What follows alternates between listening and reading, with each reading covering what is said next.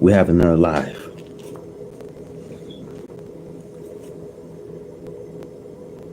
We got to talk about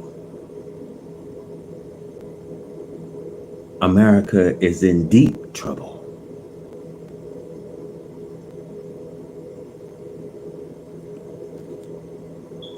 See, many of us,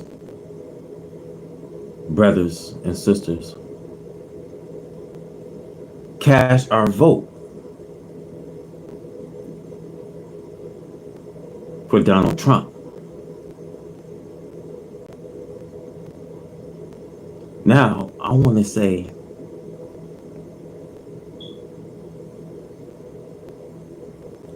to the president, Donald Trump,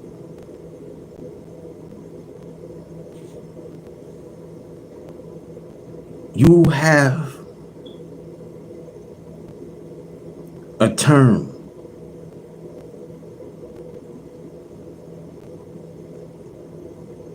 and your term can be either prolonged or, brothers and sisters,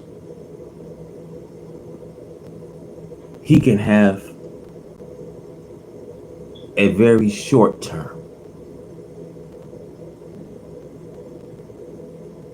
Now, I want to say this to you. Trump, when he was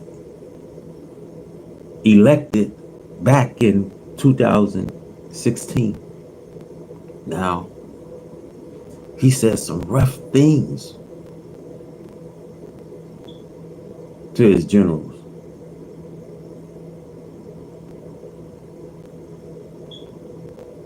And you see in every desk there's a CIA, of every embassy.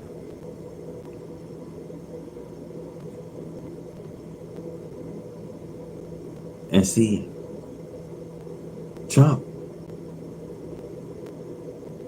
killed Qasem Soleimani. Now, back to President Trump coming to Chicago.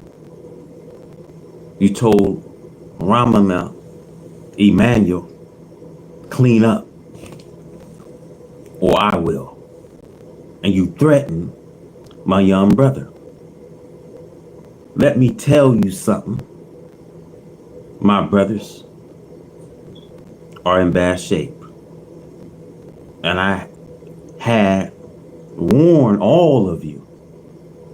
And I told you that the army is coming. And I told you to get your act together and clean up your act. Because they coming with a mind to slaughter us. Have I said it? Now, just for a year, but for 3 decades, I have been warning you about the governments of America planning a war not only with the Muslims overseas, but with black people in the nation of Islam in America. Haven't I not done that? Now, Mr. Trump, you can come and you can bring your armies. But if you read this book and know what your people have planned and carry out against young black men, then you come. But I'm going to warn you, Mr. Trump, this is not a forsaken people. And the God that we serve has promised us that he will fight our battles. We don't have no guns to equal yours, but we have a God. Check out the West Coast. You never seen rain like that. You haven't seen nothing yet. In the Middle East, you all think that Dubai is a nice place to run and hide now. You can get into the hotels and order some liquor in a Muslim country. They might even have a big pig foot for you. But they woke up one morning a week so ago in Dubai with 10 inches or 10 centimeters of snow on the ground in the desert. Don't you ever think that you can't go somewhere and God can't get to you when he wants to make an example of you? So I'm saying to Mr. Trump, not being disrespectful, I'm going to talk to you about him. Now, who is he who can come bring armies, but if slaughter my little young people, then watch what God do for you, Mr. Trump, for slaughtering my young people.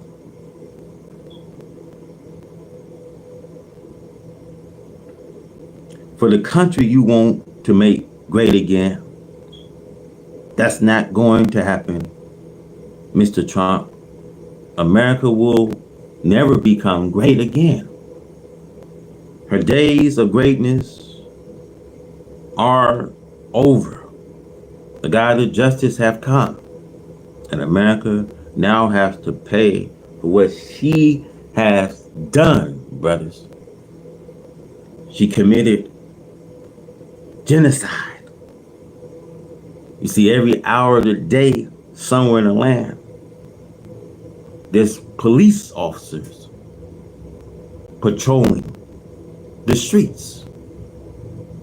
And he's going through the area and he see that one helpless black man. And he goes to the area in his car and 100 of them says, well, get that nigga.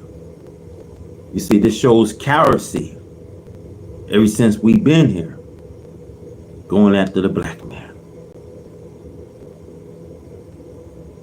The Bible says, Psalms chapter 10, verse 8, he sits in the lurking place of the village, in a secret place. Do he murder the innocents? Well, his eyes are set against the poor. You know, up into this very minute, he's seeking to just go after that one prey. See, when a beast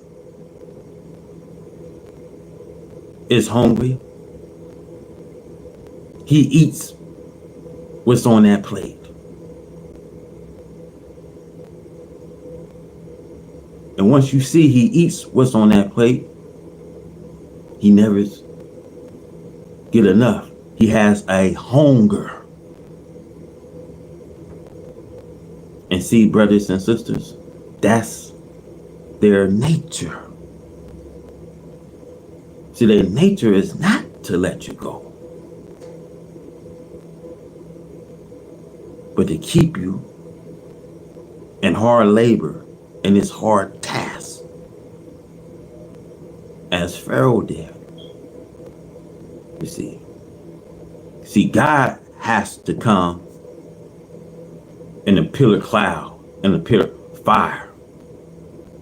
It was the Spirit of God to direct them.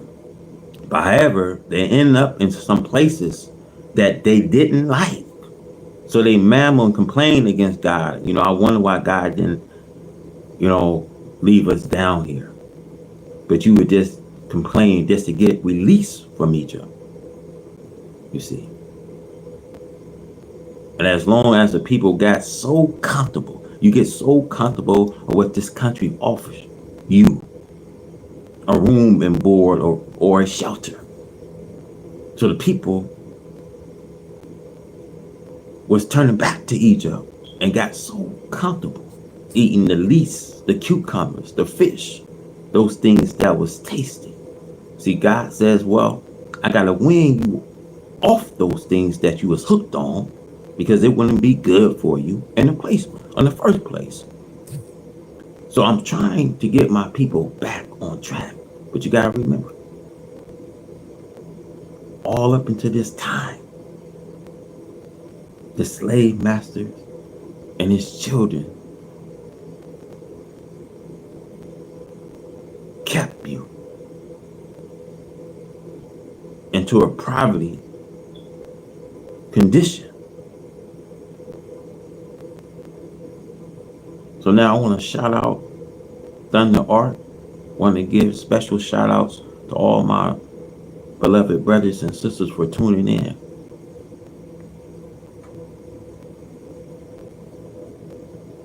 But before I go and close, this is why God says, in the midst of this time, He wants us to cast our anxieties on Him. Because, see, He cares for you. And you got to be alert. Because the enemy, the devil, prowls around like a roaring lion, seeking who he may devour. So this is why Jesus says, be of good cheer. It is I has overcome the world.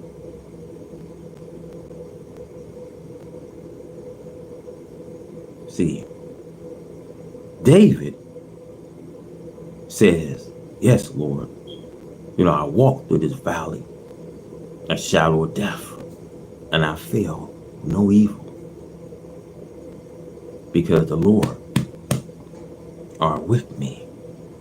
The Lord is my shepherd, and I shall not want.